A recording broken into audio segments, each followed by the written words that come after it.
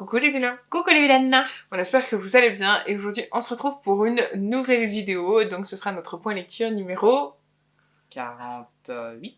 Oui, 48. Oui. Oh, Donc comme d'habitude on va vous présenter 2 livres chacune, donc 4 et on va commencer tout de je suis suite. bonne. Allez, c'est parti.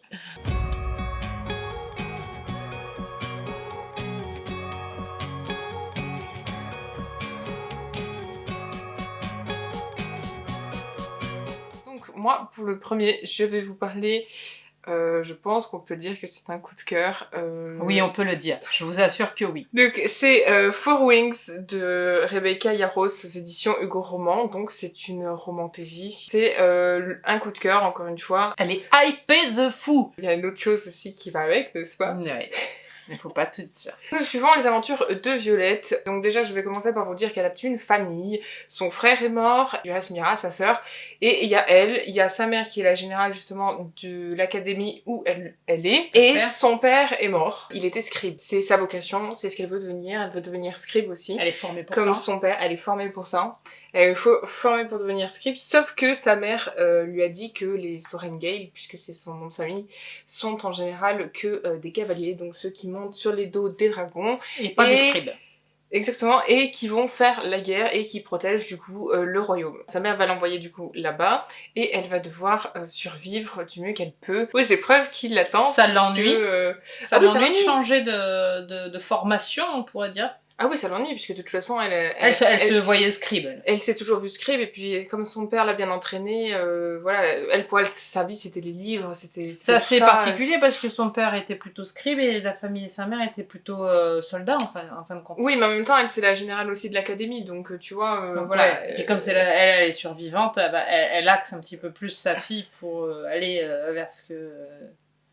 du côté de... Ouais, mais elle est pas gentille, sa mère, tu vois. Ah. Voilà, c'est pas... Donc c'est un peu contraint et forcé, on va dire. Voilà, parce que de toute façon, son frère, Brennan, est mis sur le devant de la scène, il est mort en héros. Mira, c'est une cavalière aussi, donc forcément, elle est apte à tout faire, alors qu'on croit pas en Violette. Violette, elle est petite, voilà, elle est faible, elle sait pas se défendre, voilà, elle survivra pas. En fait, tout le monde pense qu'elle va mourir, parce qu'elle va pas survivre aux épreuves. Enfin, c'est le petit canard de la fratrie. Voilà, c'est toujours comme ça, mais même là-bas, directement... Ils la prennent pas au sérieux, en fait. Ils la prennent pas au sérieux dès le départ, en fait. Même eux, ils croient pas que dès la première épreuve, elle va réussir et elle va aller beaucoup plus loin, même dans la voiture. Ils y croient pas, en fait. Elle va au-delà de ce que sa mère lui a demandé aussi. Ah, bien évidemment. Elle va même montrer beaucoup plus. C'est-à-dire que c'est vrai qu'elle est pas apte à faire du combat ou quoi que ce soit, parce que, bah voilà, c'est comme ça, hein, on a chacun des aptitudes différentes. Sauf qu'elle, justement, elle va se servir d'autres choses, comme par exemple de l'agilité qu'elle a ou... de l'endurance qu'elle peut avoir aussi, et elle va s'en servir, elle va se servir de ce qu'elle sait faire à bon escient pour pouvoir justement survivre et pouvoir monter à d'autres dragons, parce que c'est pas facile. Après, ça doit être super, ça, si c'était vrai, de pouvoir monter à d'autres dragons. Non, mais c'est assez bien, parce que c'est mieux que d'être enfermé à écrire. Enfin, je sais pas. Ben, en fait, non, parce que le problème, en fait, du cadran des cavaliers, c'est que tu sais qu'à un moment donné, tu peux mourir. Parce que les épreuves, dès la première épreuve, tu peux mourir. Ouais. Donc en fait, tu sais même pas si tu vas vraiment arriver jusqu'au bout du bout et que tu vas aller finalement te battre pour sauver ton... Mais tu parles d'épreuves, donc ça ressemble un peu genre à la Harry Potter, ça. Parce qu'ils vont pas à la guerre, là. C'est des tests, en fait. C'est des épreuves mortelles, quand même. C'est-à-dire qu'à chaque épreuve qu'ils ont, ils peuvent mourir. D'accord. C'est-à-dire que vraiment, ils peuvent mourir. Donc c'est des tests assez poussés quand même. Bah c'est ça, mais c'est fait exprès. C'est parce qu'on les prépare vraiment à ce qui va se passer en dehors du cadran, justement. D'accord. Tu vois, en dehors de l'école, s'ils deviennent des cavaliers, il faut qu'ils puissent y survivre. C'est chaud parce que voilà, ça va loin quand même dans des tests comme ça. On parle justement du fait que Violette va aller dans ce truc, donc je vous épargne les épreuves, tout ça, je vous dis pas quoi que ce soit. Mais sa sœur Mira, donc avant qu'elle parte, pour la première épreuve qui s'appelle le parapet, je ne citerai pas d'autre chose, sa sœur donc va l'aider. Elle va lui donner des conseils, elle va même lui donner... Parce que sa sœur, elle les a déjà faites? Bah oui, c'est ça, elle est cavalière aussi, son frère l'était D'accord. aussi. Mhm. Et je te dis, ils sont un peu sur un piédestal un peu plus haut qu'elle, puisqu'on croit pas en Violette. Mais il n'y a pas une concurrence hein, par rapport à Non. sa sœur, par contre. Non, non, pas du tout. Elles sont assez liées. Elles s'aiment vraiment Ça, c'est comme bien. des sœurs. Et ouais, non, non, vraiment, c'est très bien. Et je vous dis, Mira, elle va aider justement Ça, Violette c'est cool. pour ses épreuves. Tu vois, elle va lui donner des bottes pour éviter qu'elle glisse, ou tu vois, elle va même lui donner une armure, entre guillemets, pour pas détailler ce que c'est. Oui, elle va Mais l'aider. surtout, Ça, c'est bien. il y a une chose qu'elle va lui dire. Elle va lui dire surtout, ne t'approche pas du fils du traître, entre guillemets, qui est mort. Lui, le X. C'est lui Xaden. C'est lui Xaden, oui, c'est ça, c'est lui. Et genre, bah en fait, elle la prévient, elle lui dit surtout ne t'approche pas de lui, puisque de toute façon, déjà, tu vas pas être aimé, puisque Tu sais qu'il faut Soren jamais Gale. dire ça. Non mais... Ne t'approche pas, ça veut dire qu'elle va s'approcher parce que forcément tout ce qu'on nous interdit, on veut le faire. Ça. Et puis même de toute façon, elle prévient sa sœur. En fait, Mira prévient Violette parce que sa mère a tué le père de Xaden. Ah, ça pue. Donc c'est une Soren Gale, elle sait très bien que sa sœur elle va mourir si elle s'approche, tu vois. Ouais. Donc d'office, elle veut protéger sa sœur, donc elle va la protéger. Mais ça, je t'ai résumé le début. En fait, oui, je crois que si on peut le qualifier de coup de cœur, c'est parce que j'ai vraiment aimé tout, mais même les personnages. Alors je sais que parmi vous, il y en a, j'ai vu vos commentaires qui disent que justement Violette était un peu énervante sur certains points. C'est pas forcément vrai. Moi, celui qui m'a plus énervé, c'est Dan, son meilleur ami. Pour qui elle a le béguin au début, depuis qu'elle est toute petite, mais qui veut absolument la protéger et la faire sortir du cadran des cavaliers pour qu'elle aille dans celui des scribes. Après, c'est cool quand même, l'environnement avec les dragons, etc. Ça a l'air sympa quand même. C'est très très bien. Voilà. C'est très très bien. L'univers des dragons est bien fait, on nous explique bien, par exemple, ce que j'aime bien, bon, on s'étale pas non plus beaucoup, parce qu'on en apprend au fur et à mesure aussi, mais ils ont quand même, ça ressemble un peu à Harry Potter quand tu dis ça, mais genre ils ont quand même un cours sur les dragons où on apprend justement les différents types de dragons qui existent, etc. Moi j'avais pré-shot le dragon qu'elle aurait si éventuellement elle continue l'aventure, mais ça je vous le dis pas. C'est suivant la hiérarchie ou c'est suivant les compétences? Ou les deux à la fois? Non, c'est le dragon qui te choisit. C'est le dragon qui te choisit. Et oui, ce qui est logique. Et en fait, bah, justement, l'humain n'a pas son mot à dire. Et Violette n'a pas son mot à dire. Puisque ceux qui auront lu le livre sauront de quoi je parle, justement, dans le fait qu'elle n'ait pas eu son mot à dire. Et que même les gens de l'académie... Donc elle peut hériter d'un corneau, elle n'a rien le droit de dire. N'ont pas le droit de dire. Non, parce qu'elle, tu vois, elle est un peu plus spéciale et elle ne va pas hériter du corneau de service. Non, parce que ça aussi, il y a toute une épopée là-dessus avec Xaden aussi, tu vois. En fait, elle va tomber sur le dragon le plus puissant, enfin l'un des plus puissants. Sauf qu'en fait, elle va en avoir aussi un deuxième, une petite, qui a le pouvoir d'arrêter le temps. Sauf que Terne, son dragon, il est amoureux du dragon de Xaden. De l'autre. Sauf qu'en fait... Ça va, les maîtres vont tomber amoureux et les dragons Non, aussi. mais en fait, le problème, c'est qu'ils peuvent se parler. En fait, les dragons te parlent par la pensée. Et donc, en fait, ils peuvent communiquer tous les quatre. Donc, si Xaden meurt, elle meurt. Si elle meurt, lui, il meurt aussi. Ah, c'est la condition? Oui. Enfin, c'est pas la condition, c'est comme ça. Parce qu'ils sont liés et leurs dragons sont liés. Et pareil, tu es lié à ton dragon. C'est-à-dire que si... le cavalier meurt, le dragon il se laisse mourir. C'est difficile pour lui. Non, il peut survivre, mais c'est difficile pour lui de se détacher. Mais ils peuvent mourir aussi. Il n'aura pas d'autres maîtres. Mais dans l'autre sens aussi. C'est-à-dire que si le dragon meurt, le maître meurt.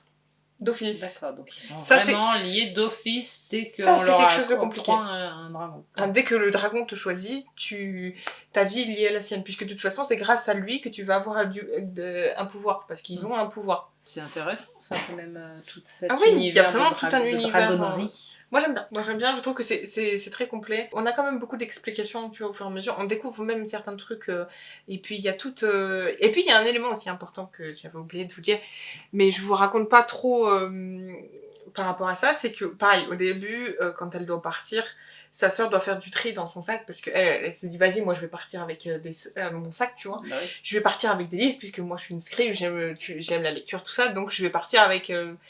Et en fait, sa sœur lui dit, bah non, en fait, tu peux pas partir avec tout ça, c'est pas possible, parce que sinon tu survivras pas à la première épreuve. Donc elle laisse tout derrière elle, et même le livre que son père lui a donné, qui a une importance dans l'histoire. D'accord. Le contenu du livre. Et on Du sait livre, ce qui devient ce livre ou on sait pas? ça, je peux pas dire. Je peux pas dire, D'accord. mais tout ce que je peux dire, c'est que justement, le contenu du livre, puisque en fait, c'est un livre qu'elle connaît par cœur. Elle l'a lu des centaines et des centaines de fois, parce que c'est son père qui lui a offert depuis. Et depuis qu'il est mort, justement, et ben, elle n'arrête pas de le lire. Et en fait, tout ce qu'il y a dedans a une importance aussi sur l'histoire. Va lui Du servir à elle aussi. Il y a plein de choses, c'est pareil, on parlait des personnages, mais après t'as les personnages secondaires qui sont bien faits aussi, comme Liam par exemple, que j'aime beaucoup, voilà, mais je vais pas dire qui c'est. Comme tu lui mettrais combien alors? Je mets 5, c'est mon coup de cœur. Donc tu lui mets 5 parce que c'est ton coup de cœur. Il y a un truc qui est intéressant, c'est qu'en fait, ce livre, si j'ai eu envie de le lire, c'était parce que j'ai vu la hype qu'il avait sur TikTok. Tu sais, c'est souvent, malheureusement, on peut pas se le cacher, c'est que, voilà, l'influence des réseaux est là. Et moi, je me suis dit, bah, ça a l'air d'être bien, on nous vend une histoire de dragon. J'en ai vu qui disaient justement que, bah, c'était pas si bien que ça. J'ai vu beaucoup aussi le livre se faire critiquer, dans la traduction, dans Bah, tout ça, nous, tout on ça. l'a vu aussi chez Justine, et Justine, elle a bien aimé. Ouais. Oui, bah voilà aussi. Mais j'ai vu beaucoup d'avis aussi positifs et qui disaient que justement ça valait le détour, que justement il y avait. C'était différent des fantaisies, des romantaisies qu'on pouvait lire aussi. Et c'est vrai que ça ressemble un peu à Harry Potter sur le fait que c'est une académie, qu'on est dans une école. Oui, puis qu'il y a des épreuves. Voilà, il y a des épreuves. C'est surtout pour ce côté-là, je pense. Il y a un but dans l'histoire, le fait qu'il y ait eu des guerres. Enfin voilà. C'est vrai que ça ressemble beaucoup à ce que. Mais en même temps, ça se détachait aussi. De ce qu'on pouvait lire en général, et justement on sort un peu de ce contexte où l'héroïne elle devient super forte dès le départ. Oui, puis on vient de la dragonnerie, et voilà. je trouve que ces derniers temps on en fait ça manque moins. un peu, ça manque un peu, et c'est pas mal. Puis c'est vrai que je suis pas trop adepte de tout ce qui est dragon en général, parce que bon, à part Game of Thrones, ma ref elle s'arrête là, on va pas se mentir, hein. Mais non, mais c'est vrai, une histoire de dragon, j'en lis pas spécialement moi. Je me suis accrochée à ce livre jusqu'à la fin en fait. Je l'ai pas lâché d'abord. Et non, elle a dévoré.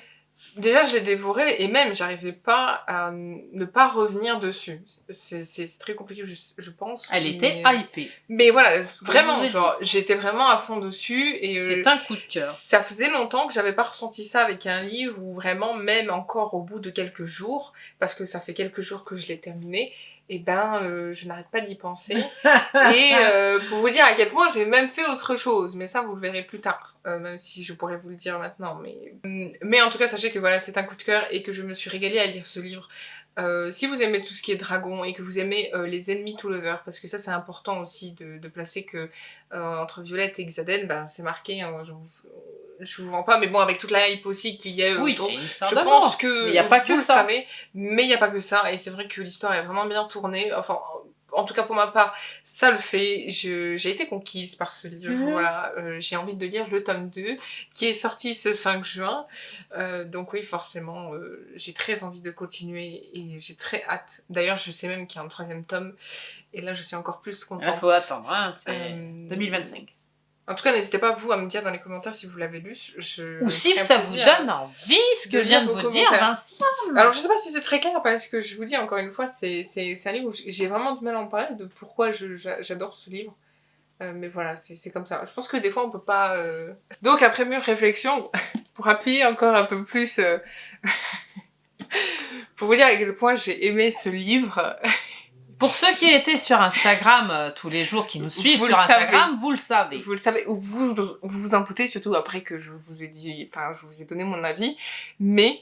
Elle a craqué. Le 5 juin, donc, est sorti le 2e tome, et devinez qu'est-ce que j'ai fait? Eh ben, j'ai été l'acheter. Mais j'ai pas acheté n'importe quelle version, c'est-à-dire que j'ai pas acheté la version normale, j'ai acheté la version collector. Voilà. Donc, voilà. Il est encore emballé, hein. Il est encore sous blister. Elle a résisté. J'ai pas osé l'ouvrir. Parce que, bah voilà, c'est pas souvent que j'achète des collectors, hein. Parce qu'en général, je les achète toujours après. Donc, il y a même un jaspage et tout, hein. Je sais pas si vous le verrez, voilà. Mais, voilà, je me suis dit que pour une fois, j'allais acheter le collector, vu que c'était mon coup de cœur. Et en plus, c'est ce que je vous dis, ce jour-là, le 5 juin, on était de sortie, on est allé dans le magasin. Et j'ai craqué. Fallait, hein, parce qu'elle me tannait. Hein. Et j'ai craqué. Quand je l'ai vu, j'ai dit, celui-là, il vient avec moi. Il est très beau, hein. Regarde, ils sont très beaux, hein, même si lui, il est pas collector, hein. Non, mais... Moi, pour mon premier, je vais vous parler d'un océan d'éternité, donc de Marie-France Desmarais aux éditions Presse de la Cité, que je vous mets là. On va suivre un jeune homme de 16 ans en 1935 qui s'appelle Yann. Yann qui rêve d'aventure, surtout de prendre le large, puisqu'il vit en Vendée, pardon, oui. Et merci. Et, et donc il rêve d'aventure, il rêve de voguer, voilà, il est issu de famille de pêcheurs et de navigants, et donc voilà, il a qu'une envie, c'est de faire pareil, surtout que bon, à sa maison, ils sont quand même pas mal avec sa maman, et voilà, il a envie de s'évader. Bon, malencontreusement, les péripéties font que dès le début, on voit qu'il tombe pas amoureux, mais il a une petite copine, là où il bosse, bah, il la met enceinte et tout, donc entre les envies d'aventure et le fait qu'ils mettent cette jeune fille enceinte, le propulse. Enfin, au début, il voulait pas que ça aille aussi vite parce qu'il voulait préparer son départ, mais ça le propulse beaucoup plus vite dans sa démarche. Donc il va prendre le large sur un bateau Dundee. Il va se retrouver sur l'île de Blasquet. Donc sur l'île de Blasquet, je vous épargne certaines péripéties parce que ça fait partie du roman et de ses intrigues. Il y a des choses qui vont se passer. Et à un moment donné, il va être recueilli par un homme qui a deux filles sur cette île, Maureen et Chiara. Chiara qui est l'aînée. De souvenirs. Au fur et à mesure, cet homme va donc le prendre sous son aile, il va lui apprendre plein de choses, il va l'accueillir sous son toit, il va le réconforter, il va lui faire prendre confiance en lui, il va beaucoup lui apporter. Yann ne va pas forcément tomber amoureux de Chiara, mais il va être attiré par elle parce que c'est l'aîné. Ils ont à peu près le même âge d'ailleurs. Parce que c'est l'aîné, mais c'est pas une bonne raison. Si, parce que l'autre est trop jeune. Donc ce serait déraisonnable, vois-tu. Quand tu dis trop jeune, tu dis quel âge? Je crois qu'elle avait 13 ans, 12-13 ah ouais, ans. Non, elle était trop jeune.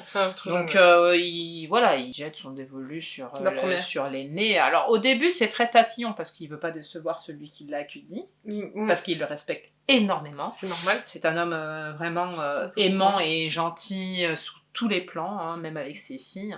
Et lui, il pense que si Yann se voit attiré par par sa fille, c'est qu'il va garder sa fille avec lui. Parce qu'il est très papa, entre guillemets papa poule, on pourrait dire. Il aime beaucoup ses filles, il voudrait les garder parce que il est très malheureux depuis que sa femme est morte. Tout ce qui lui reste, c'est ses filles. Si tu veux, pour lui, le papa, c'est un moyen peut-être de mettre le loup dans la bergerie, comme on dit, et se dire que peut-être l'aîné, qui est un peu plus, je dirais aussi comme Yann, un peu aventureuse, se dit, le papa, qu'il garderait peut-être sa fille avec lui sans qu'elle veuille s'en aller, avec ses plans sur la comète, parce qu'elle, c'est pareil. Elle veut s'en aller loin parce qu'elle a des envies d'Amérique. Ils vont se fréquenter à un moment donné parce que ils vont consommer, je le dis parce que ça a une importance. Et de cette consommation, elle va en profiter, elle va lui dire écoute, moi je veux partir avec toi parce que de toute façon tu peux pas me refuser parce que je suis enceinte. Donc en fait c'est comme si l'histoire se répétait, puisqu'il s'est barré de Vendée un peu à cause de ça. Il se dit, tiens, à l'autre, elle me met la corde au cou, elle me piège.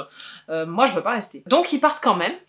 Malgré tout, donc il accepte qu'elle parte avec lui. Dans leurs aventures, ils se retrouvent donc de nouveau en France, notamment en Vendée. Hein, il repart chez lui, il retourne là où il connaît,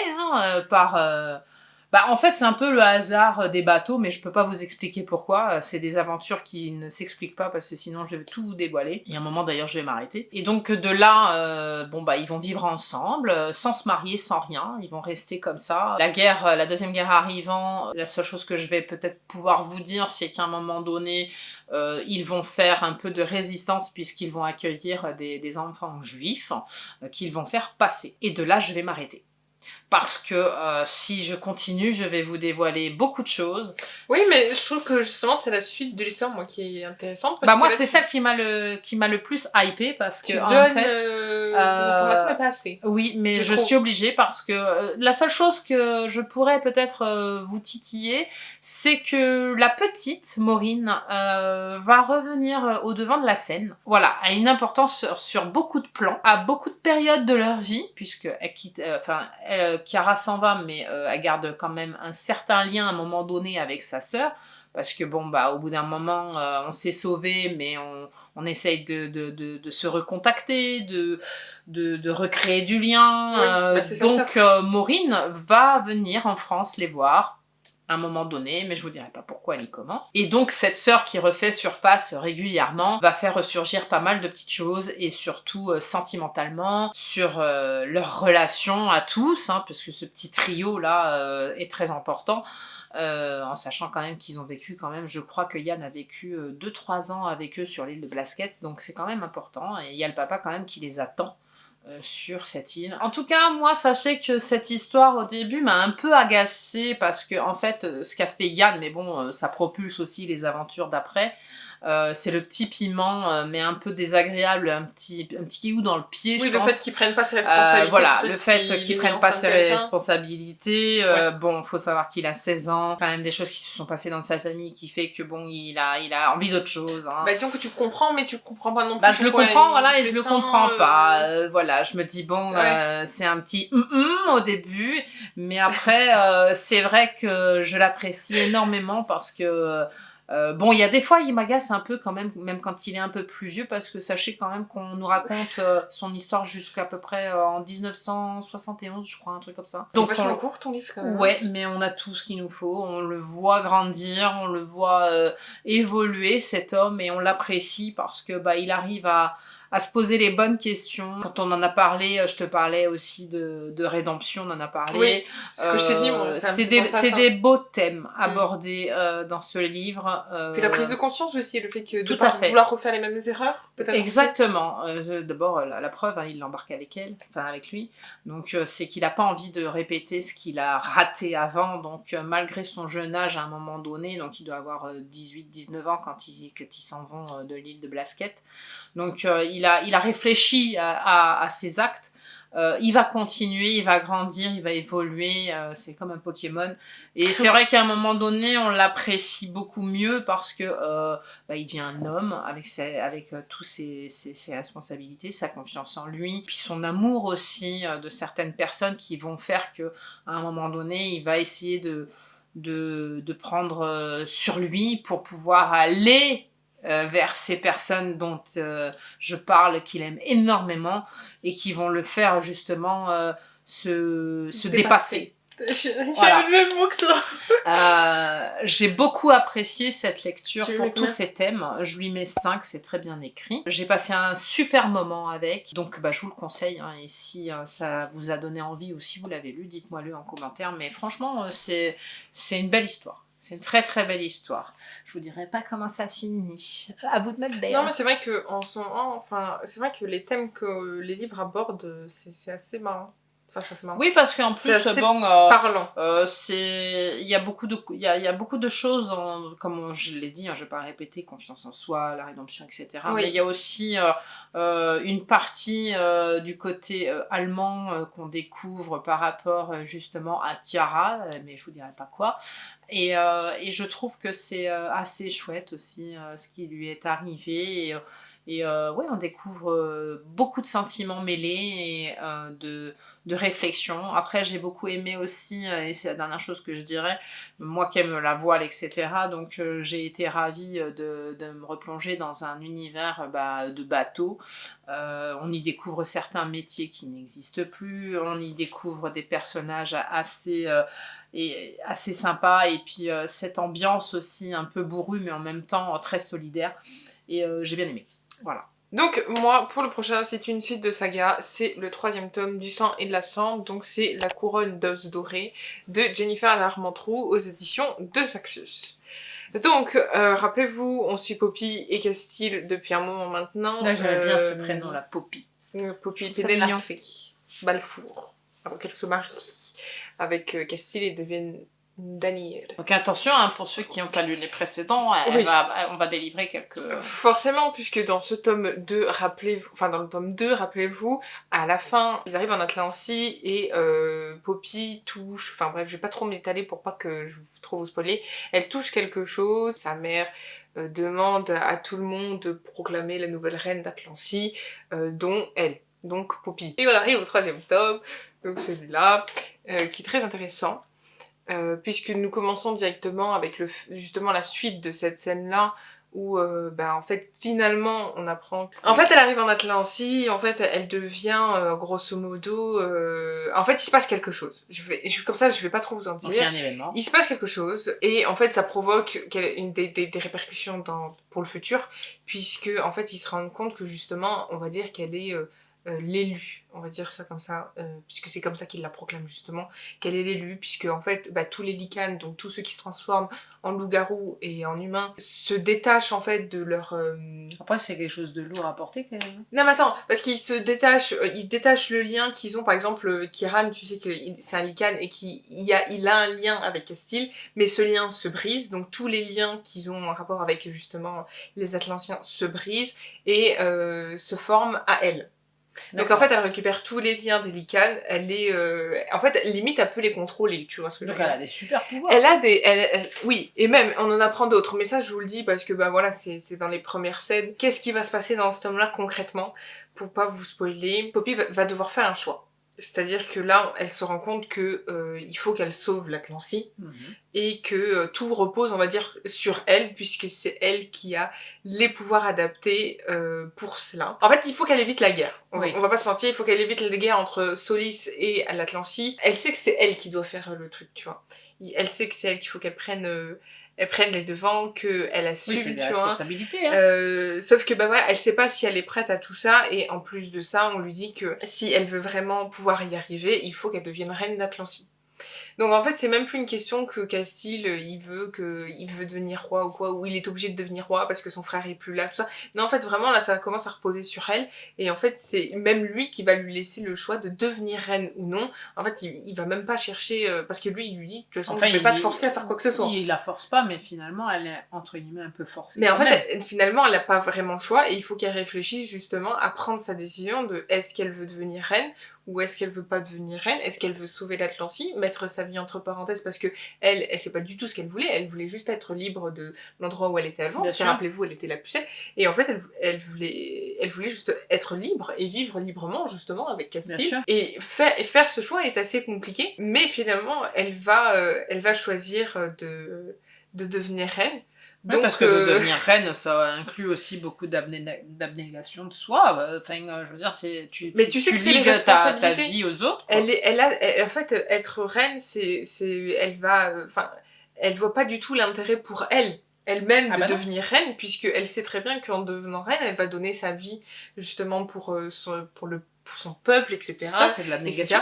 Et en fait, elle met complètement entre parenthèses le fait d'être libre, de devoir pouvoir faire ce qu'elle veut, ce qu'elle voulait dès le départ. Donc elle va quand même prendre la décision de sauver l'Atlantie et de devenir reine. Donc ils vont devenir roi et reine d'Atlantie. Et c'est à ce moment-là qu'en fait, il y a d'autres choses qui se passent, mais je vous épargne les détails, hein. Mais elle va rencontrer justement celle qui l'a gardée captive en tant que pucelle à Solis. D'accord. Donc on l'appelle la reine de sang, si je me trompe pas, c'est ça. Ils vont devoir du coup se rencontrer, donc elle va la rencontrer. Et en fait, on apprend certaines choses, comme quoi en fait ce serait sa mère. Puisque elles ont pas gentil et sa mère. C'est ça, puisque en fait, elles ont toutes les deux la même couleur de cheveux, par exemple, tu vois, c'est un détail, mais c'est réel. Et en fait, on nous explique justement un peu en profondeur ce que... C'est dit ou c'est juste de la déduction par rapport à sa description, à cette fameuse... C'est dit. D'accord. C'est dit. Parce qu'il faut savoir que Poppy, en fait, cette femme-là, c'est celle qui l'a élevée, qui l'a sauvée, puisque ses parents sont morts, entre guillemets, puisque du coup c'est pas ses parents, et du coup en fait c'est elle qui l'a sauvée, donc elle connaît, elle sait comment elle est physiquement, etc., tu vois, mais elle n'avait pas fait le lien. Le rapprochement. Elle n'avait pas fait le rapprochement jusque-là, et en fait, ça justement, toute cette histoire-là se débloque, et on comprend que finalement, en fait, si Poppy doit sauver le monde, on va dire, entre guillemets, c'est parce que c'est une descendante directe de Malek. D'accord. Donc du roi de... Bref, je vous ai pas... Et ça lui plaît, ça, de le savoir, ou ça l'ennuie, ou les deux? Eh ben, en fait, au début, elle comprend pas pourquoi. Parce qu'une fois quand t'as ouvert les yeux sur ta généalogie, entre guillemets, en fait, t'es là, tu te dis, mais. Est-ce que j'ai bien. Ça veut dire qu'elle a bien fait finalement. Est-ce qu'elle l'accepte en tant que ça? Ou elle se dit, tiens, on m'a leurré. En fait, je sais pas. En fait, le truc, c'est que je pense que. Elle était pas. En fait, on n'est pas préparé à ça, je pense. Enfin, je dis ça, mais tu vois, genre en mode. Je pense qu'elle était pas prête, tu vois, à se dire, ouais, en fait, je suis ça et je dois faire ça. Et on le sent, puisque de toute façon, elle te le dit. Mais finalement, en fait, il y a un truc qui va la décider encore plus après. C'est que justement, à la fin, en fait, il y a un autre truc aussi qui est assez intéressant. C'est que quand elle va voir justement sa mère. Parce que j'ai pas trop envie de la qualifier comme sa mère. Mais bon, bref. Parce qu'elle lui raconte quand même son histoire. Donc, elle va lui raconter, mais en même temps. Elles s'entendent pas. Non. En fait, Poppy s'est rendu compte que toute sa vie, on lui a menti. Oui. Toute sa vie, on lui a dit que en fait, ce serait la pucelle, et qu'en fait, au final, en fait, c'est tout le contraire. Elle est beaucoup plus puissante que ce qu'on peut penser. Sauf que la reine, en fait, elle détient un élément très important pour Castile, sans vouloir le dire. Et en fait, finalement, dans leur entrevue, elle va réussir à le capturer lui. Et c'est ce qui va la décider, elle. D'accord. Pour... Donc elle l'a piégé. En fait, je préfère, en fait, quand ils ont cette entrevue, parce que ça, j'explique pas non plus, mais en même temps, je peux pas trop vous expliquer, donc les détails reviennent au fur et à mesure aussi. C'est-à-dire que, en fait, s'ils ont cette entrevue au début avec sa mère, c'est pour pouvoir éviter la guerre entre les deux pays. Oui, mais elle la piège. Tu vois, entre qui. Parce que si elle capture l'autre en même temps. Finalement, en fait, ça se passe mal, mais il y a des révélations en même temps, et en fait, quand elle ressort de là, elle sait déjà d'avance que la première chose qu'elle veut faire, c'est sauver Castile. Et le roi de l'Atlantique, puisque techniquement c'est le roi. Oui. Tu vois. Donc, finalement, la guerre est inévitable. Oui, il se mange la queue. Finalement, la guerre est inévitable, puisqu'ils ont Castile, et il va falloir aller le chercher. Et ça, c'est dans le 4. Et ça, c'est le 4e. Que t'attends avec impatience. Que j'attends avec impatience. Est-ce que tu lui donnes toujours la même note à celui-là, puisque c'est la continuité? Et aussi, on a plus d'informations sur son père, ouais, parce que ça va du coup avec les pouvoirs qu'elle a, enfin bref, voilà. Oui, c'est un mélange des deux, vous forcément. vous doutez bien que si on a le mère, on a le sûr. père, et on sait pourquoi ils sont morts les autres, enfin bref, voilà. Vous savez aussi pour son frère qui est très important, qu'on revoit aussi dans le 2, mais que j'avais pas précisé, je crois. Mais dans le 2, dans le 3, on le revoit aussi.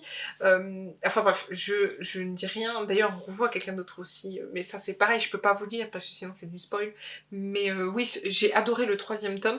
Je sais qu'il y en a qui ont trouvé peut-être un peu long le 3e, mais moi je trouve que justement ça va être intéressant quand même parce qu'il y a les révélations. Mais je me suis moins ennuyée, tu vois, dès le départ, je t'avais dit que j'avais eu du mal dans le tome 2, il m'a fallu 240 et quelques pages pour vraiment m'accrocher. Et finalement, vers la fin, tu étais bien. Et finalement, ouais, j'étais bien hype et tout, et là, en fait, dès le début 3e, c'était vraiment bien, on était vraiment rentrés dedans, on voulait vraiment savoir ce qu'elle voulait faire et tout, quelle décision elle allait prendre, parce que finalement, elle n'était pas obligée de devenir reine, puisque même Cassie lui a laissé le choix. Elle aurait pu très bien ne pas le vouloir, mais bon, c'est vrai qu'il n'y aurait pas eu d'autre histoire, ou alors peut-être que ça se serait passé autrement, vu que au vu de ce qu'elle est, en tout cas. Bien sûr. Mais est-ce que je peux poser une question oui. Avant que tu le notes, etc.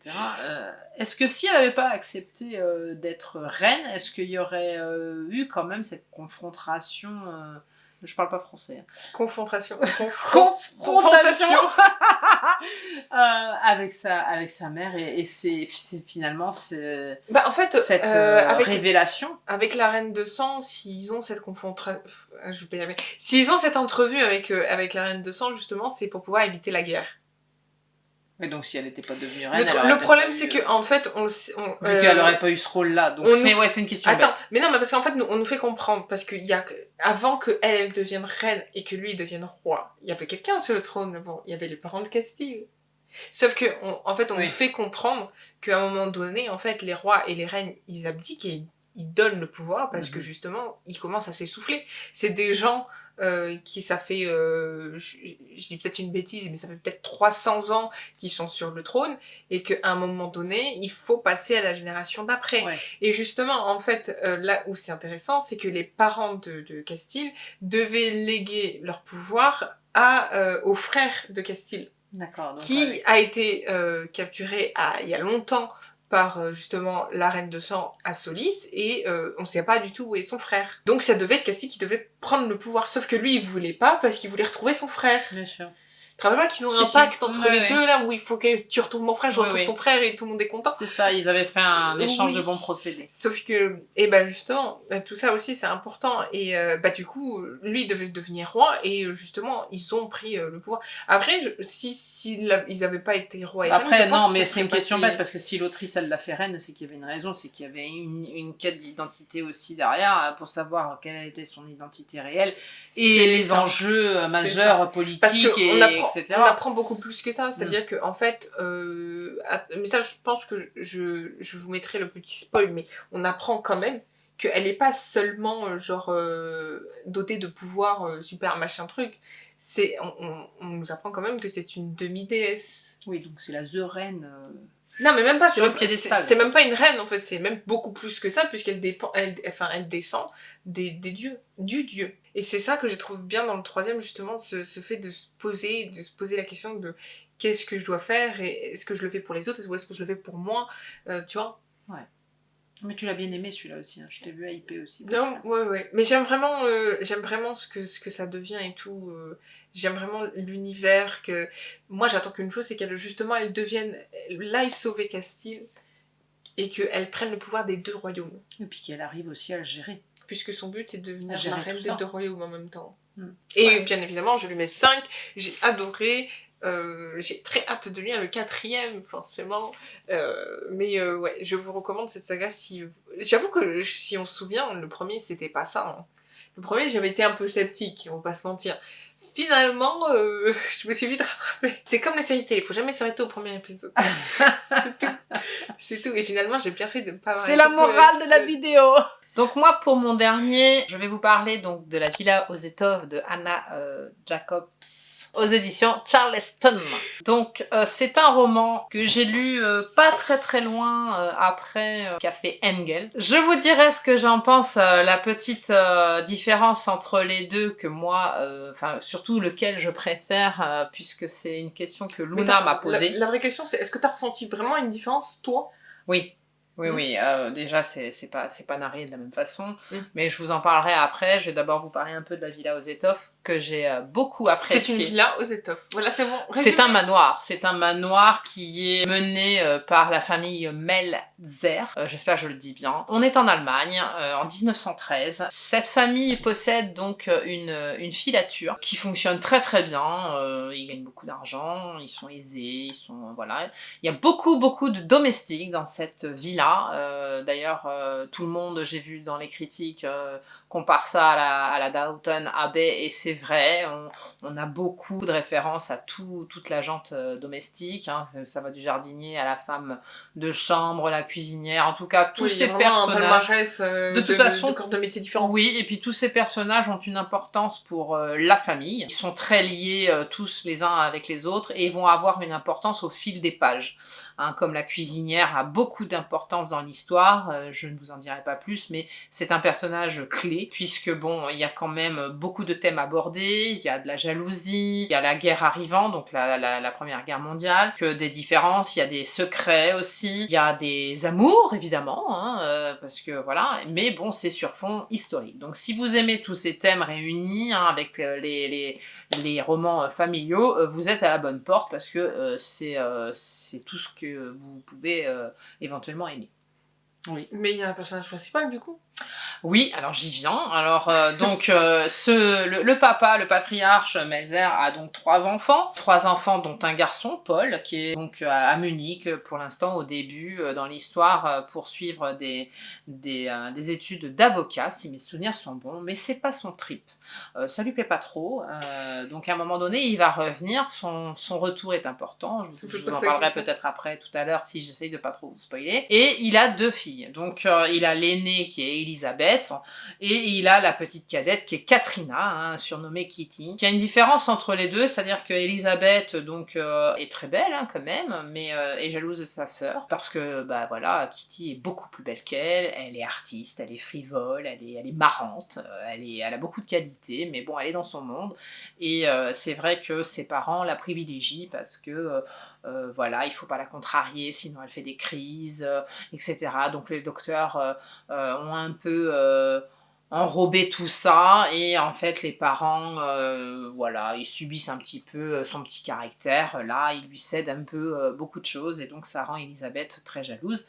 Et Kitty va être donc dans l'année où on va la présenter donc à la grande société, et donc par le biais des balles, etc.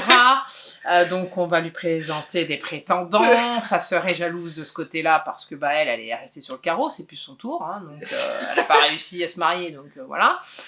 Donc il y a beaucoup de rivalité, pas de la part de Kitty. Kitty est très bienveillante, mais Elisabeth a beaucoup de problèmes avec ça parce que par exemple Kitty va avoir un prétendant qui était à l'origine pas prévu pour Elisabeth par exemple, mais Elisabeth plutôt avait des vues sur lui.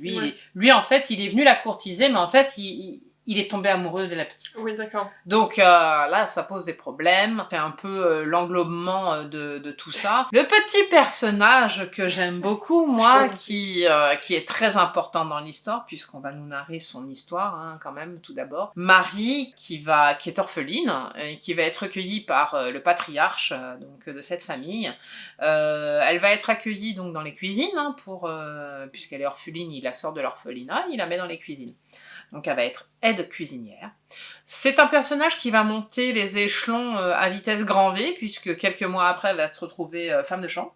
Mm-hmm. Donc c'est un honneur hein, d'être femme de chambre hein, à cette époque-là, de monter les échelons aussi vite. Oui. Donc ça va créer au début un petit peu d'animosité entre les domestiques, hein, puisque voilà, elle gravit les échelons, on se demande pourquoi. Hein. Mais t'as la raison donc, pour laquelle... Oui, on a la raison, évidemment. Mais tu le diras pas. Je peux juste dire que Kitty va lui donner un petit coup de pouce. Ah, elles vont devenir amies.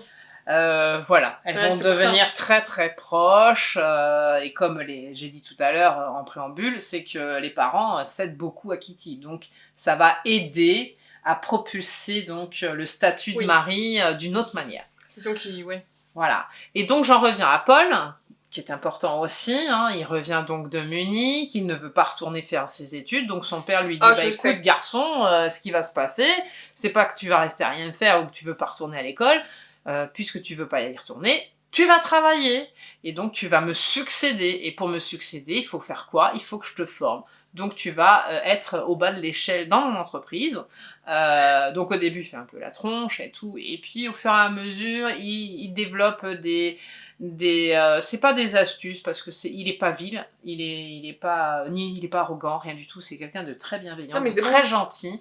Il va se débrouiller dans l'entreprise pour se montrer et montrer sa valeur à son père, ce qui va valoriser son sentiment et sa façon de penser à son papa, qui pensait qu'il fallait qu'il démarre du bas.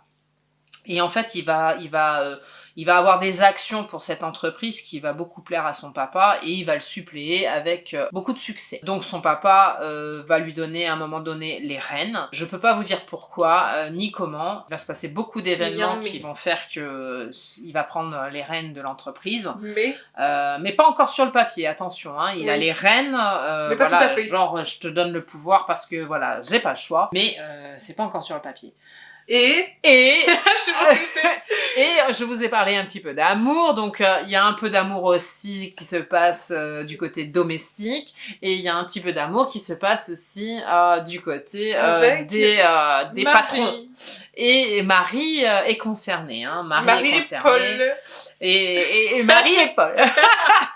Donc, de ce côté-là, je vous en dirai pas plus. Déjà, j'en ai trop dit. Parce que en plus de tout ça, bon, je parlais de liens familiaux, mais Marie étant orpheline, je vous l'ai dit, on va en apprendre énormément sa famille, contrairement à ce qu'on ne nous dit pas au début. La seule chose que je peux vous dire pour vous appâter pour les intrigues de l'histoire, c'est que en fait, le papa de Paul, comment je pourrais vous expliquer sans trop vous dire, il connaissait ses parents, si ce n'est que le papa de mari est le créateur de toutes les machines de la filature qu'il possède. Donc il a une importance énorme, puisque à chaque fois qu'il y a une machine qui tombe en panne, bah, ils sont incapables de les réparer oui. parce que lui, c'est son papa qui les a faites. De sa maman, qui était artiste aussi, en fait, le papa de Paul a tout fait pour, entre guillemets, la ruiner, puisqu'à un moment donné, il est venu chez elle, a récupéré tous ses meubles, il l'a laissé sans rien avec la petite dans les bras, et de là commence à nous narrer donc toute son histoire et sa quête d'identité à cette petite, d'où pourquoi elle a été à l'orphelinat et d'où plein de choses, tout plein d'événements qui vont se passer. C'est un livre très riche où on a de quoi se mettre sous la dent, je dirais, c'est pas très correct ça, mais bon, c'est très intéressant. Moi j'ai beaucoup aimé, et pour répondre à Luna qui m'a posé la question, la différence ou peut-être le roman que je préfère entre les deux, je dirais, et attention, hein, je dis pas que le café Engel ne m'a pas plu, puisque dans d'autres vidéos que vous pouvez aller voir là-haut, je l'ai beaucoup apprécié, mais j'avoue que La Villa aux étoffes est plus dans ce que j'aime lire, dans la façon d'écrire, puisque le café Engel est quand même un roman choral, donc à chaque fois on a un personnage différent. Là, on nous narre le roman dans sa continuité, dans ses événements. C'est toujours le même personnage. C'est toujours la même personne, et la façon dont il a été écrit, c'est toujours bien linéaire. Et je pense que c'est plus ce que je préfère. En tout cas, j'ai plus vite dévoré La Villa aux étoffes, et j'ai hâte de lire le tome 2 que le Café Engel, que je vais lire bientôt aussi. Mais c'est différent. Je préfère la façon dont c'est raconté dans La Villa aux étoffes. C'est plus dans les quêtes familiales que j'ai l'habitude, historiquement parlant, de lire, comme je lirais du Marie Bernadette, du Clarisse Sabar. C'est un peu dans la même veine. Donc je préfère. Et puis en plus, ça c'est un peu du côté allemand, donc on voit aussi toujours un petit peu ce côté un peu différent de ce qu'on voit d'habitude, hein, toujours côté plutôt français, etc. Donc c'est très intéressant. Parce que l'autrice en plus elle n'est pas française, hein. Elle est allemande, je crois. Je ne sais plus, mais de toute façon c'est de ce côté-là qu'on est, et j'avoue que j'aime bien ce parallèle de temps en temps, de voir que de l'autre côté c'est un peu comme l'autrice Wiesmann là, que j'aime bien aussi lire, puisque on nous met de l'autre côté de la barrière, et c'est pas mal, c'est pas mal. Combien tu le mets? Je lui mets 5, je l'ai adoré, je l'ai dévoré. Pour la petite histoire, mais je crois que je l'avais déjà dit dans la vidéo de la palle, c'est que je devais le lire il y a quelques mois en arrière, et j'avais pas pu, j'avais lu autre chose, j'avais pas envie, c'était peut-être pas le moment, je me rappelle plus. Et en tout cas, je suis pas déçue de l'avoir lu maintenant, et franchement, je me suis régalée. Je vous le conseille parce que pour tous ceux qui aiment les quêtes familiales, ce sous-fond historique avec des intrigues, des secrets, des amours, des jalousies, des complots, des choses comme ça, je pense que vous êtes à la bonne porte. En plus, il y a quand même de quoi de nouveau se mettre sous la dent, parce que je crois qu'on en est au 6e tome. C'est ça, il n'y a pas qu'un seul tome. Donc si les autres sont dans la même veine que le premier, je pense qu'on a de quoi avoir de bonnes heures de lecture. Cette vidéo est maintenant terminée, on espère qu'elle vous aura plu. En tout cas, moi je suis très contente de mes lectures, enfin de mes dernières lectures, si je puis dire. Et toi? Moi j'ai adoré les 2 bouquins que j'ai lus là. N'hésitez pas à nous suivre sur tous nos réseaux sociaux, les liens sont en description. N'oubliez pas de liker cette vidéo, de commenter, de partager, et surtout abonnez-vous à notre chaîne YouTube et activez la cloche. On vous fait plein de bisous, portez-vous bien, lisez bien, et on se dit à la semaine prochaine. Bye bye.